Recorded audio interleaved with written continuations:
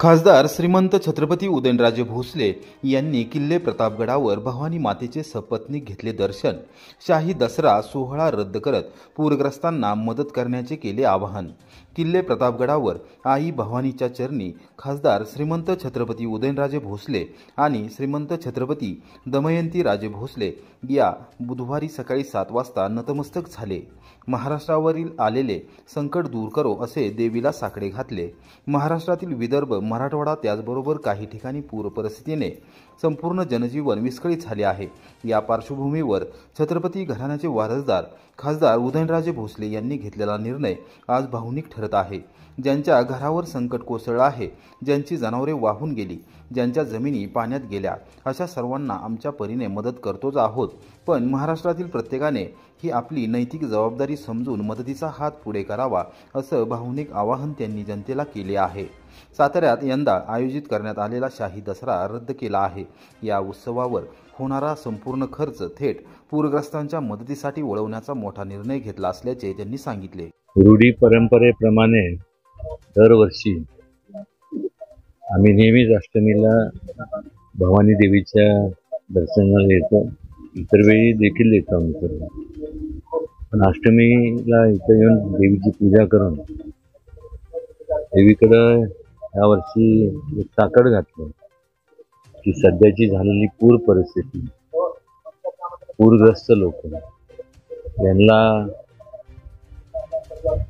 जास्तीत जास्त त्यांच्या संकटाला सामोरे जाण्याकरता त्यांना शक्ती द्यावी.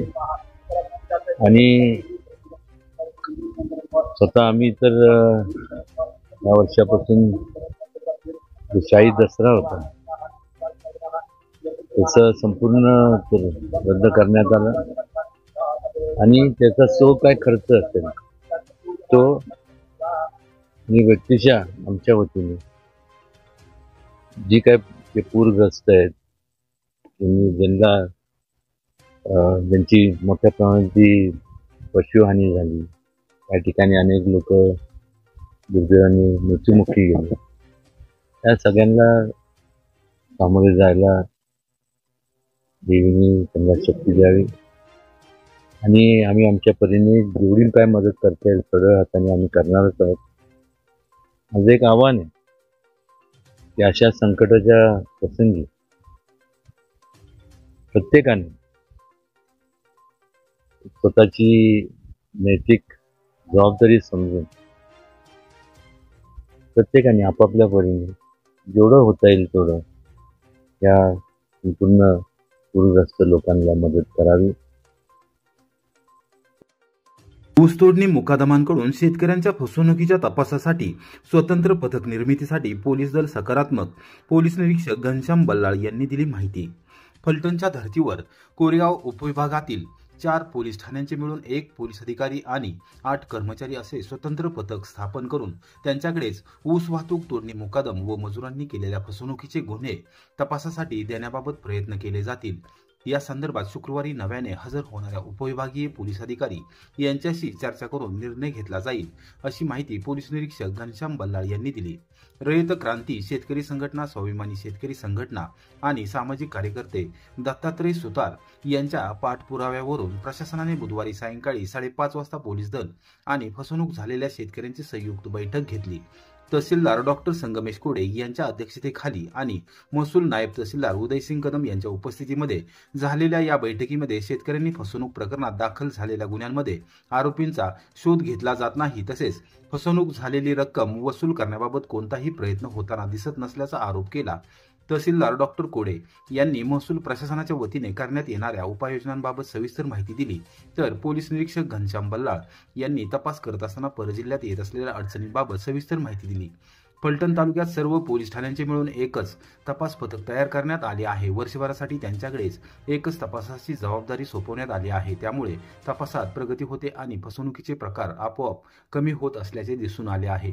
कोरेगावात देखील असेच पथक तयार करण्याविषयी उपविभागीय पोलीस अधिकारी अजित टिके यांच्याबरोबर चर्चा झाली होती. मात्र त्यांची पदोन्नतीवर बदली झाली असून त्यांच्या ठिकाणी नव्याने हजर होणाऱ्या अधिकाऱ्यांसमवेत आता बैठक घेऊन चर्चा करूया, त्यांना विषय समजून सांगूया आणि त्या पद्धतीने पोलीस अधीक्षकांच्या आदेशानुसार स्वतंत्र पथक तयार करण्याबाबत प्रयत्न करूया असे स्पष्ट केले. यावेळी झालेल्या चर्चेत मधुकर जाधव, दत्तात्रय सुतार, हनुमंतराव जगदाळे, पोपटराव करपे, कदम यांनी भाग घेतला. हवालदार विक्रांत रावळ यांनी तपास कामी परजिल्ह्यात गेल्यानंतर पोलीस दलासमोर येणारी आव्हाने, येत असलेल्या अडचणी या सविस्तरपणे शेतकऱ्यांच्या निदर्शनास आणून दिल्या. चर्चेअंती 2 दिवसात साखर कारखान्याच्या कार्यालयात जाऊन व्यवस्थापनाबरोबर शेतकऱ्यांची संयुक्त बैठक घेतली जाईल. जिल्हाधिकारी आणि पोलीस अधीक्षक यांच्याकडे देखील शेतकरी संघटनांच्या वतीने पाठपुरावा करण्याचा निर्णय घेण्यात आला. प्रलंबित गुन्ह्यांची आकडेवारी आणि नवीन गुन्ह्यांबाबत चर्चा नाही. कोरेगावात महसूल प्रशासनाच्या पुढाकाराने झालेल्या बैठकीमुळे फसवणूक झालेल्या शेतकऱ्यांमध्ये समाधानाचे वातावरण आहे. जिल्ह्यातच नव्हे तर पश्चिम महाराष्ट्रात प्रथमच अशी बैठक झाली आहे. त्याद्वारे आम्हाला खूप काही माहिती पडली आहे. यापुढे फसवणूक होऊ नये यासाठी निश्चित प्रयत्न केले जातील. मात्र आजपर्यंत झालेली फसवणूक, त्यामध्ये दाखल झालेले गुन्हे आणि तपासामधील प्रगती याबाबत काही ठोस माहिती मिळू शकली नाही. प्रांताधिकारी प्रमोद कुदळे यांनी या संदर्भात पुन्हा एकदा आढावा बैठक घ्यावी. त्यामध्ये साखर कारखानदारांना आणि व्यवस्थापनातील अधिकाऱ्यांना देखील बोलवण्यात यावे. कारखान्याच्या शेती अधिकाऱ्यांना बैठकीस उपस्थित राहण्याबाबत कळवण्यात यावे. एकूणच शेतकऱ्यांची फसवणूक टाळावी यासाठी प्रयत्न करावेत अशी अपेक्षा शेतकऱ्यांनी बैठकीनंतर पत्रकारांशी बोलताना व्यक्त केली.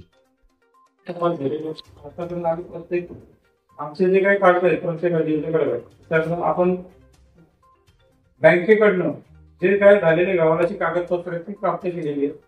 फक्त एकदा आपण जाऊन आलो आणि आमचं असं म्हणणं आहे की नुसतं जाऊन यायचं आणि शिवून यायचं आणि आम्ही कागदपत्र तपास करणे योग्य नाही. आपल्याला रिझल्ट पाहिजे. आम्ही त्यांचे बँक खाते वापरण्याचा पण प्रयत्न करायचे, परंतु त्या बँकेत काही फार काही पैसे नसतात. त्याकडनं जे अपेक्षा आहे की बाबा इथून पुढचा जो गट बांधकाम आहे त्यामध्ये किमान आपण जे काही शेतकरी वर्ग आहे त्यांची एकत्र येऊन किमान कार्यशाळा घ्यावी. त्याच्यात किंवा कोणी जे कोण एक्सपर्ट असेल त्यांचे अनुभव शेअर करा आणि कॉन्ट्रॅक्ट करत असताना किंवा कसं करत असताना आपण कसं वाचणार. पण कृपा करून मात्र कोणीही रोख रक्कम व्यवहार करू नका. कारण किती काय झालं तरी शेवटी कोर्टात न्याय निवाडा होत असतो.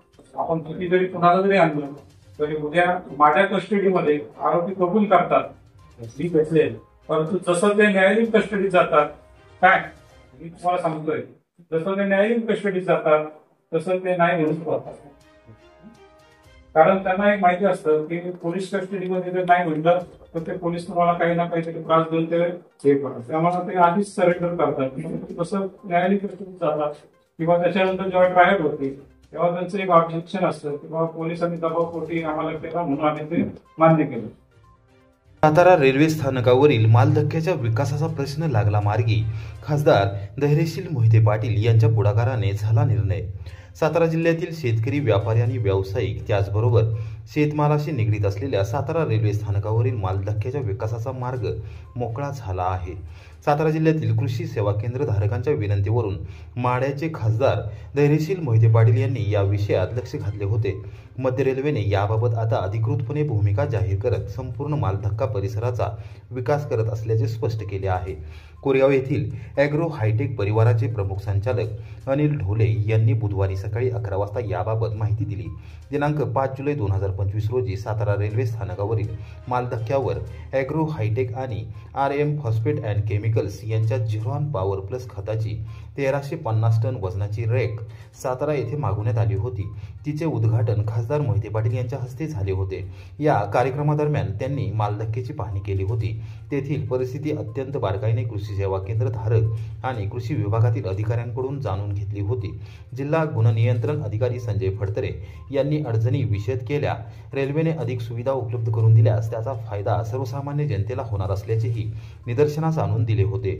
सातारा रेल्वे स्थानकामधील रॅक अर्थात मालगाडीच्या डब्याची साखळी, थांबा तथा धक्क्यावर शेड नसल्यामुळे पावसाळ्यात मालाची चढउतार करताना माल भिजून नुकसान होत असल्याचे यावेळी खासदार मोहिते पाटील यांच्या निदर्शनास आणून देण्यात आले होते. धक्क्यावर शेड नसल्याने पावसात मालाचे नुकसान होते असल्यामुळे शेड उभारण्याची गरज असल्याचे दाखवून देण्यात आले होते. माल वाहतूक रेल्वे उशिराने आल्यास अथवा माल उतरवून घेणे व चढवण्यास विलंब झाल्यास रेल्वे प्रशासन कंपन्यांना लावत असलेल्या डॅमरेज चार्जेसबाबत अर्थात विलंब आकार याबाबत सविस्तर माहिती देण्यात आली होती.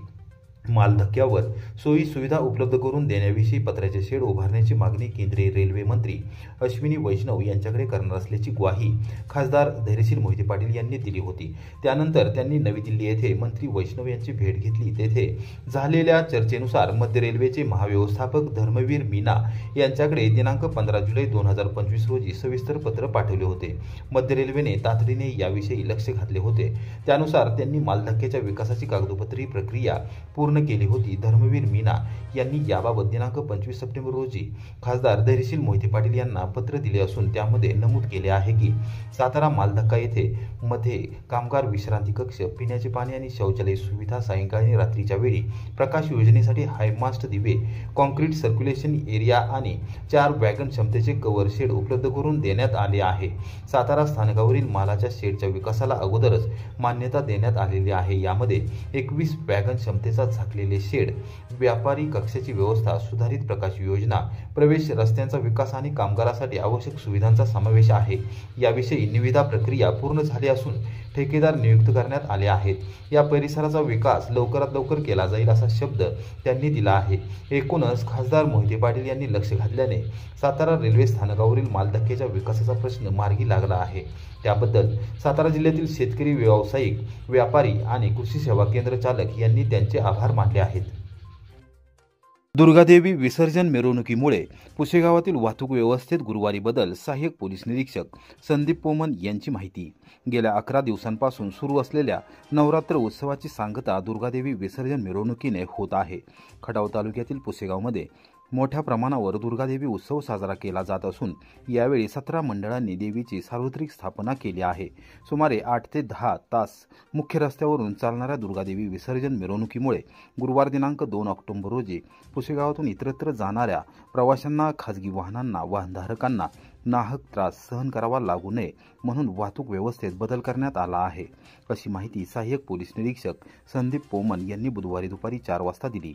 पुशेगाव हे सातारा लातूर राष्ट्रीय महामार्गावर असलेले आणि परिसरातील गावे, वाड्या, वस्त्यांची मुख्य बाजारपेठेचे गाव आहे. चौकातून दररोज हजारो वाहने ये जा करत असतात. पुशेगावातील बऱ्याच मंडळांचे दुर्गादेवी मूर्ती विसर्जन मिरवणूक दुपारी 2 ते रात्री 12 पर्यंत चालू राहणार आहे. दरम्यान ये जा करणाऱ्या वाहतुकीचा नाहक त्रास सोसावा लागू नये म्हणून वाहतुकीत बदल करण्यात आला आहे. पुशेगाव येथील छत्रपती शिवाजी चौकातून सातारा, पंढरपूर तसेच फलटण, वडूज प्रवास करणाऱ्या अवजड व लहान मोठ्या खाजगी वाहनांनी पुशेगावात गावात न प्रवेश करता नेर, राजापूर, कुळकजाई, दहिवडी मार्गे पंढरपूर दिशेने प्रवास करावा. तसेच फलटण मार्गे येणाऱ्या जाणाऱ्या वाहनांनी ललगुण, नागनाथवाडी, नेर तलाव मार्गे विसापूर, जाखणगाव, खटाव, चौकीचा आंबा मार्गे वडूज प्रवास करावा.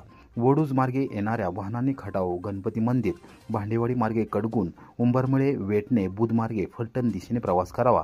फलटण, वडूज या मार्गावर प्रवास करणाऱ्या वाहनधारकांना पुशेगावमध्ये न येता 2 मार्ग उपलब्ध देण्यात आले आहेत. ललगुण, नागनाथवाडी, नेर, विसापूर फाटा मार्गे जाखणगाव, खादगुण, खटाव मार्गे वडूज, दुसरा मार्ग वडूज, खटाव, भांडेवाडी, गणपती मंदिर रोड, कडगुण फाटा, उंबरमळे, वेटणे, बुध, ललगुण मार्गे फलटण प्रवास करावा. पुशेगावातून होणाऱ्या वाहतुकीत फक्त गुरुवारी हा बदल करण्यात आला आहे. याची नोंद या मार्गाने प्रवास करणाऱ्या सर्वांनी घ्यावी असे आवाहन पोमन यांनी केले आहे.